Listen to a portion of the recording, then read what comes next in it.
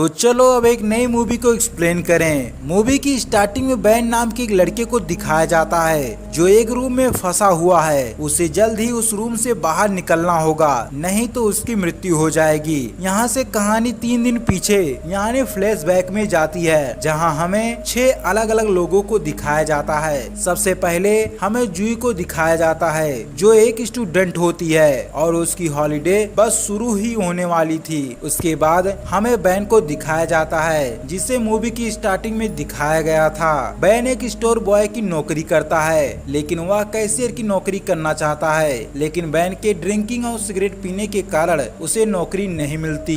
तीसरे नंबर पर हमें जेसन को दिखाया जाता है जो एक स्टॉक ब्रोकर है, लेकिन उसे लिखने का काफी शौक था। इन सभी लोगों को किसी ने एक गिफ्ट भेजा था, तो उसमें से इन लोगों को एक पजल बॉक्स मिलता है जिसे ये सभी सॉल्व भी कर लेते हैं और उसमें से एक पर्ची निकलती है जिसमें लिखा होता है कि आपको कैसे रूम से बाहर निकलना होगा, जो अपने आप में एक पजल है, और अगर आप इससे बाहर निकल पाते हैं तो आपको $10,000 का इनाम मिलेगा। इसके बाद ये तीनों उस रूम में जाने का फैसला करते हैं। जब वे बताए गए एड्रेस पर पहुंचते हैं तब उन्हें और भी कई लोग दिखाई देते हैं जो उसी गेम के भाग थे, और ये सभी उस गेम के मास्टर का इंतजार कर रहे थे। जब कोई वहां नहीं आता तब बैन कहता है कि मैं एक सिगरेट पीकर आता हूँ। यह कहकर वह बाहर जाने लगता है, लेकिन जैसे ही दरवाजे का हैंडल को खींचता है तो हैंडल बैन के हाथ में आ जाता है, जिससे सभी को पता लग जाता है कि गेम तो स्टार्ट हो चुका है और अब हमें इस रूम से बाहर किसी तरह निकलना है। यहाँ उन्हें एक किताब मिलती है जिसमें लिखा होता है 451, जो कि एक टेम्परेचर कोड है, और ये देखते हैं कि दरवाजे का जो हैंडल टूटा हुआ है वहाँ पर एक टेम्परेचर कंट्रोलर है। जो ही दरवाजे के कंट्रोलर पर वही नंबर सेट कर देती है, जिससे उस कमरे का टेम्परेचर तेजी से बढ़ने लगता है। जैसे जैसे रूम में कोई चेंजेस करने की कोशिश करता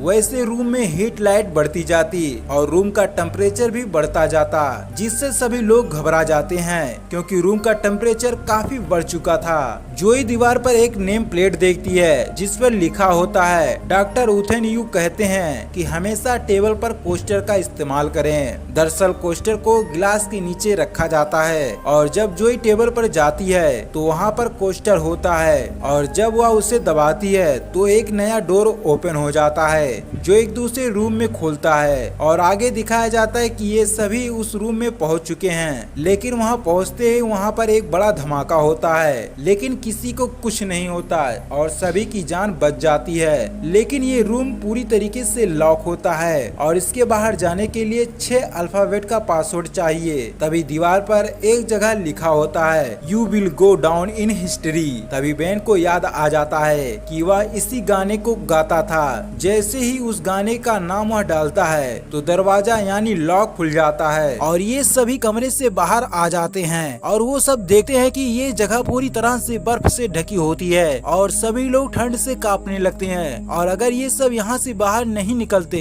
तो ये सब भी जम जाएंगे। और तभी डैनी आगे बढ़ता है तो देखता है कि आगे का रास्ता पूरी तरीके से बंद है। दरअसल ये सब एक 3D होलोग्राम होता है जो कमरे में चल रहा होता है। डैनी जैसे ही उस अदृश्य दीवार को टच करता है तो वहाँ पर एक डक खुलता है जिससे तेज ठंडी हवाएं आने लगती है, जिससे तापमान पहले से भी ज्यादा गिर जाता है। उन्हें दरवाजा मिल जाता है, लेकिन दरवाजा खोलने के लिए इन्हें एक चाबी की जरूरत पड़ेगी। तो ये सभी चाबी ढूंढने लगते हैं और तभी उन लोगों को पानी के अंदर एक आइस क्यूब मिलता है जिसके अंदर ही उस दरवाजे की चाबी होती है। लेकिन यह आइस क्यूब नहीं टूटता और सभी थक जाते हैं। तभी डैनी अपना लाइटर देने लगता है, लेकिन तभी बर्फ टूटने से वह पानी में गिर जाता है और डैनी की मृत्यु हो जाती है, जिससे ये सभी पूरी तरीके से डर जाते हैं। और अगर ये सभी उस दरवाजे को नहीं खोलते तो उन लोगों की भी मृत्यु हो जाएगी, और ये सभी अपने शरीर की गर्मी से बर्फ को गलाने लगते हैं। और ऐसे ही कई घंटे बीतने के बाद चाबी उस क्यूब से निकल जाती है, लेकिन वो भूल गया है कि दरवाजा कहाँ पे है। जेसन चारों तरफ देखने लगता है और उसे दरवाजा मिल जाता है, लेकिन जैसे जेसन चाबी लगाता है तो लॉक नहीं खुलता। तभी जॉय बताती है कि ये दरवाजा गलत है और वह दरवाजा दूसरी तरफ है। तभी वे सभी उसके पास जाने लगते हैं, लेकिन उसके पास जाने से पहले बर्फ का फर्श तेजी से टूटने लगता है। लेकिन ये सभी किसी तरह उस रूम में पहुंच जाते हैं, लेकिन तभी तभी उस रूम का फर्श तेजी से ऊपर जाने लगता है और सभी ऊपर पहुंचकर शॉक्ड हो जाते हैं क्योंकि ये रूम पूरी तरीके से उल्टा बना होता है और वो सभी उस रूम के छत पर उल्टा खड़े होते हैं। तभी माइक ऊपर देखकर कहता है कि इस पूल में 8 नंबर का गेंद नहीं है। तभी अचानक से फर्श टूटने लगता है और सभी लोग बचने के लिए दीवार से चिपक जाते हैं। तभी अमेंडा कहती है कि मैं इस टास्क को पूरा करूंगी और वह जल्द ही उस पूल की गेंद को हासिल कर लेती है। लेकिन तभी वह बॉल अमेंडा की जेब से फर्श पर गिर जाता है। अमेंडा उस बॉल को नीचे गिरने से बचाने के लिए जंप लगा देती है और बॉल को गिरने से बचा लेती है, लेकिन तभी वह फर्श टूटने लगता है। तभी अमेंडा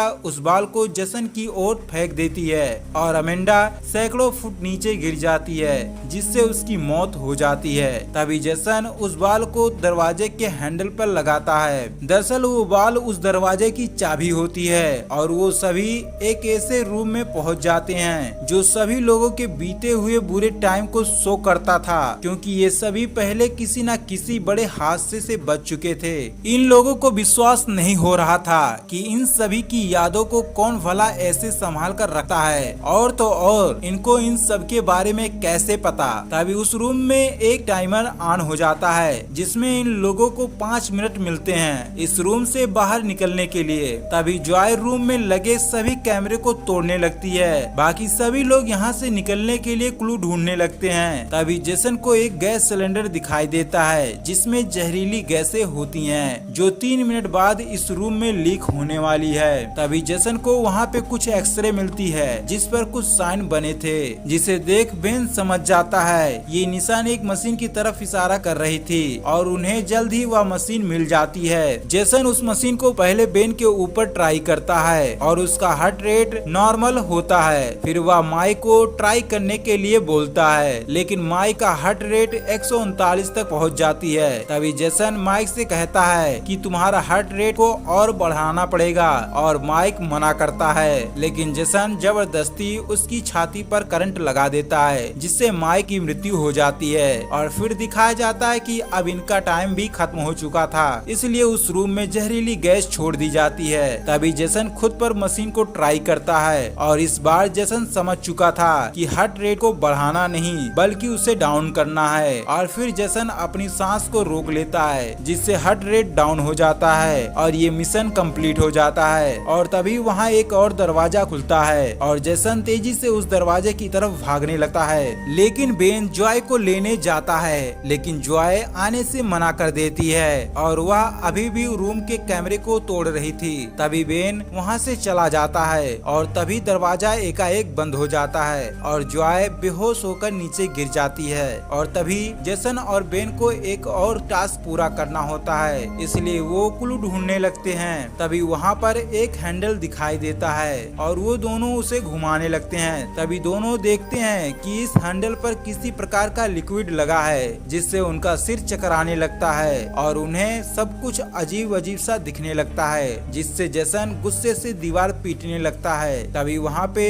उसे एंटीडोट मिल जाती है, लेकिन एंटीडोट एक होता है और लगाने वाले 2, जिससे बेन और जेसन में लड़ाई हो जाती है। तभी जेसन दीवार की कोने पर जाकर टकरा जाता है और वह वहीं पर बेहोश हो जाता है और बेन एंटीडोट लगा लेता है जिससे वह अब अच्छा महसूस करने लगता है। तभी वह वहाँ से बाहर जाने का रास्ता खोज लेता है और वह वहाँ से दूसरे कमरे में कूद जाता है, लेकिन वह देखता है कि वह पहले वाले रूम में पहुँच चुका होता है जहाँ से यह गेम स्टार्ट हुआ था। तभी बेन को एक लॉक दिखाई देता है जिस पर कई अंक बने होते हैं। अब इसमें से सही 4 अंक को चुनना था। तभी जॉय वाले रूम में 2 लोगों को दिखाया जाता है जो उस रूम की सफाई करने आए होते हैं। तभी वे दोनों ऑक्सीजन मास्क को लटकता पाते हैं। तभी पीछे से जॉय उन दोनों पर हमला कर देती है और वह वहाँ से बाहर निकल जाती है और इधर बेन का रूम धीरे धीरे पतला होने लगता है। तभी बेन बचने के लिए चलती हुई चिमनी में चला जाता है जिससे वह अपना जान बचा लेता है और वह उस रूम से बाहर निकल जाता है। तभी बेन देखता है कि यह वह स्थान है जहाँ से इस गेम को कंट्रोल किया जा रहा है। तभी वहाँ पर एक आदमी आता है और वह बेन को बैठने को कहता है। तभी बेन कहता है कि तुम ही हो वो कसाई जिसने सभी की जान लिया है। तभी वह आदमी कहता है मैं तो सिर्फ इस गेम का मास्टर हूँ, ये पजल रूम तो किसी और ने ही बनाए हैं। बेन कहता है अब तो मैं ये गेम जीत चुका हूँ, मेरा इनाम कहाँ है जिसे लेकर मैं यहाँ से जा सकूँ। तभी वह आदमी इनाम देने से मना कर देता है और वह बेन का गला घोटने लगता है और वह आदमी बेन को मारने ही वाला होता है। तभी वहाँ जॉय आ जाती है और उस आदमी को गोली मार देती है, लेकिन वह आदमी बच जाता है और वह छिपकर जॉय पर हमला कर देता है। लेकिन इस बार बेन उस पर हमला करके उसे मार देता है और फिर वे दोनों वहाँ से बाहर चले जाते हैं और जॉय बेन को हॉस्पिटल ले जाती है और पुलिस को लेकर उस बिल्डिंग में फिर से जाती है। लेकिन बिल्डिंग के अंदर जाने पर वहाँ किसी को कुछ नहीं मिलता और मानो यहाँ पर सालों से कोई नहीं आया है और जॉय के लाख बार समझाने पर भी पुलिस वाले उनकी एक नहीं सुनते और वहाँ से चले जाते हैं। फिर अगली सीन में देखते हैं कि एक एरोप्लेन में भी इसी तरह का गेम चल रहा था। दरअसल यह एक गेम नहीं बल्कि एक गेम की टेस्टिंग होती है और इस गेम से मानो ही कोई बच पाएगा और ये गेम स्पेशल जॉय और बेन के लिए ही बनाया जा रहा था। बस उन दोनों को किसी तरह से इस गेम के अंदर ले जाना था और यहीं पर यह मूवी खत्म हो जाती है। दोस्तों ये मूवी आपको कैसे लगी कमेंट में जरूर बताएं और अगर आप चाहते हैं कि मैं इसका अगला पार्ट लेकर आऊं तो इस वीडियो को अपने दोस्तों को अधिक से अधिक शेयर करें। धन्यवाद।